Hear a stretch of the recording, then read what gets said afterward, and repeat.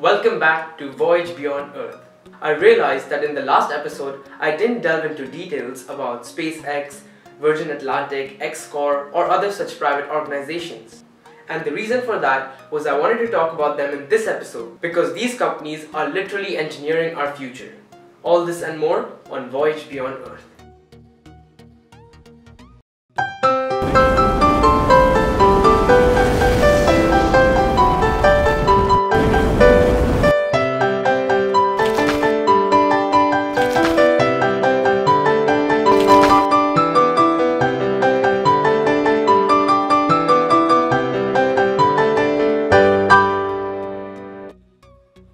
Since the end of the Apollo era in the 1970s, interest in space has never been this high. People are now intrigued with the concept of living on another planet. So let's talk about Mars a little bit. Mars is the fourth planet from the Sun. It's a rocky planet with average temperatures of -73 degrees Celsius. But in summertime, at the equator, temperatures can be warm 20 degrees Celsius. Mars' atmosphere is about 96% carbon dioxide, and the atmospheric pressure is 135 times less than that on Earth in millibars. And its gravity is about 0.37 times that of Earth. 1 year on Mars is a little under 2 years on Earth, and a day on Mars lasts roughly 24 hours, and the tilt of the axis is less than 2 degrees from the tilt of the Earth, making the seasons very similar. It's easy to see why there are plans to colonize Mars. In fact, after the success of the Apollo era in the 1970s, the president was asked to choose between a space shuttle program or a mission to Mars. And for the next several decades, NASA's efforts were aimed towards the space shuttle program and completely forgot about the mission to Mars. This is most likely the reason for the explosion of private companies taking people to Mars. In 2011, Bas Lansdorp and Arno Wilders started developing ideas to get men on Mars. They made headlines in 2013 calling on regular people to register to be astronauts. I think this was a little bit too ambitious. I mean, surviving 7 months with 24 people in a tiny spacecraft takes years and years of studying and training that us regular people can't really match. Furthermore, Mars One was looking for candidates that were older than 21 in 2013. By the launch date, which was 2031, the youngest person would be celebrating their 40th birthday. I think that's why we haven't heard a lot from them in the recent years. X-Corp and Virgin Atlantic are two companies that have promised to get space commercialized by lowering prices. Jeff Pearson, co-founder of X-Corp, had a simple reason for creating his company. This agency, he was referring to NASA, is not going to get me off this planet. And with this, X-Corp became the first company to land a rocket vertically after crossing the Kármán, or the Earth-space boundary line. Talking about vertical landings, let's talk about SpaceX. Elon Musk, known for Tesla and PayPal, and most recently for SpaceX, is an entrepreneur and an engineer. In a long line of proposed missions to Mars, SpaceX Interplanetary Transport System is the latest. In September of 2016, at the International Astronautical Congress held in Mexico, Elon Musk showed his plan to the world. Using the 39A Apollo 11 launch pad, the rocket would reach escape velocity and reach a parking orbit, where the spacecraft and the booster would detach, allowing the booster to fall back to Earth. The booster would enter Earth and land vertically on a platform, and the propellant tank is put back into orbit, the rocket is loaded, and the people head off to Mars. This concept of landing vertically is not new. Several scientists thought of this even in the Apollo era, but the technology did not exist to land them straight then. Now the technology does exist. Elon Musk famously says, "It's like throwing a Boeing 737 after every trip. And by increasing reusability of these boosters, we can exponentially cut costs." Another thing that Musk proposed in his presentation was using the carbon, hydrogen, methane, and oxygen already present on Mars and using that as propellant to come back if need be.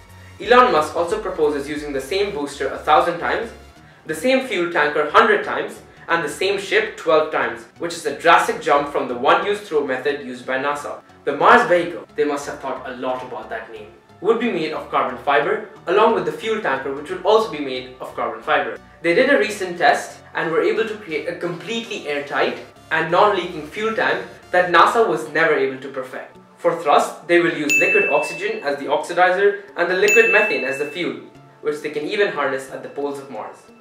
With 42 Raptor engines, a total of 130,000 kilonewtons of thrust will propel the rocket upward. SpaceX has a long-term goal of 100 plus passengers per ship till they reach 1 million people on Mars. The presentation ends with the image of Mars terraforming, with no explanation from SpaceX on how we plan to live, eat, grow, and terraform the planet. So what is terraforming? Terraforming is the process by which we change certain features of another location, such as the planet, to better suit the need of humans. There are several ways people have proposed to terraforming Mars. The first method says that by creating large enough mirrors in the orbit of Mars to reflect light onto the icy poles of Mars, we would be able to release enough methane and vapor to create an atmosphere. Another method was nuking the poles, and a third was building factories on Mars to simulate the greenhouse global warming like we face here on Earth. But I have some bad news. Even if we are able to create an atmosphere on Mars, the planet does not have a magnetosphere. A magnetosphere is a magnetic field formed around the planet due to a liquid core made of iron that continuously churns and creates this field. This is what protects us from harmful solar winds that have stripped the atmospheres of several planets, including Mars. Mars is a smaller planet, roughly 1/3 of Earth, and such a planet does not put nearly enough pressure to have a liquid core. With a solid core, it does not have a magnetosphere, and any atmosphere we create will dissipate away in less than 6 years. However, there are a few things we could do.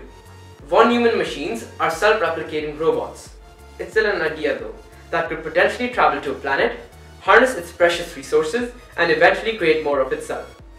But here we're just looking at the von Neumann machine technologies, and how we could use that to harness iron from iron-rich planets such as Mercury, and create these large magnets that span hundreds of kilometers by passing electricity through them. Embedding these huge magnets at the poles should do the trick, for at least a small area of the planet. Also, and this is completely my thoughts, Earth rotates at 1,000 kilometers per hour, but Mars only rotates at 860 kilometers per hour. Over maybe a century, using computer models, we could find the perfect orientation at which asteroids could hit Mars to maybe increase the speed, and hopefully with more kinetic energy, we're able to melt the core. With so many ideas, what is stopping us from testing them right now? The technology does exist. At the end, it all comes down to money. Taxpayers, especially in the US, are sometimes not happy that their money goes into sending a rocket up in space that has a 50% chance of not making it. This is another reason why we never set up a moon base. No one really wanted to create a moon base that would rely on Earth, and rather than spending money on creating a moon base that could eventually fail, lower Earth satellites became more important. Lastly, it's imperative we become